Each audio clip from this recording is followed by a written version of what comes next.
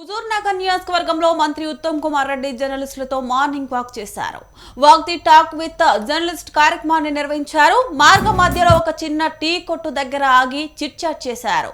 పంచాయతీ ఎన్నికల్లో గ్రామాలను అభివృద్ధి చేసే అభ్యర్థులను ఎంపిక చేసుకోవాలని పిలుపునిచ్చారు.